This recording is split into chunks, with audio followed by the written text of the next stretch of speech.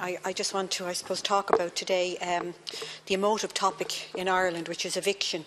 And I read the newspapers now. It looks like we're turning back to the late 1800s, where tenants are being evicted from their homes by rack-renting landlords. But now the landlords are the foreign vulture funds and, in some cases, domestic lending agencies.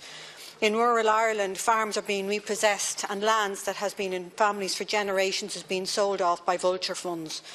Some banks are selling off agricultural debts to multinational property asset companies who subsequently demand immediate payment of monies owed. Fears are growing that an entire generation of farmers could be wiped out, stalling hopes of a sustainable rural recovery. Vast tracts of lands are now in the hands of vulture funds, and farmers are under immense pressure.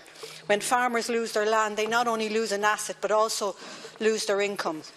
The stress and anxiety experienced by these farmers has led to countless suicides. We need to highlight the number of suicides that are directly linked to financial pressures from banks and financial institutions chasing their own debts.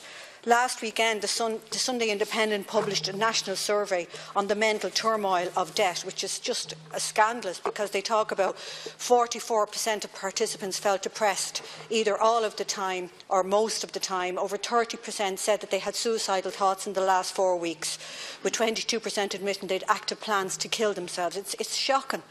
A total of 45% of people indicated harmful levels of alcohol use. The situation just cannot be allowed to continue. So I'd like to ask the Leader if the Government has any plans to implement strict legislation to regulate vulture funds. And the activities of these vulture funds will wipe out a generation of farming. Young people are losing interest in farming when they see the stress and anxiety their parents are suffering.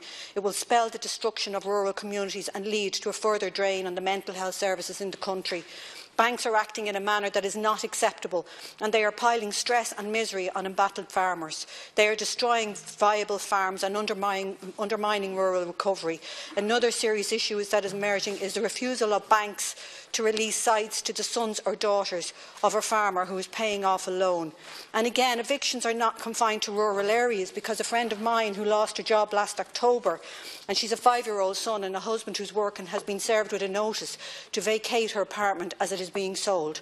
She's entitled to housing assistance payments, but no landlord is willing to take this, so her only alternative is to go into housing lists and accommodation in a hotel, which is totally unsuitable, as her child will not have any play facilities and she will not have any cooking facilities. And it's just that feeling of absolute devastation of having to go into these homes. So I'd like to ask the Leader, can legislation be introduced to force landlords to accept housing assistance payments?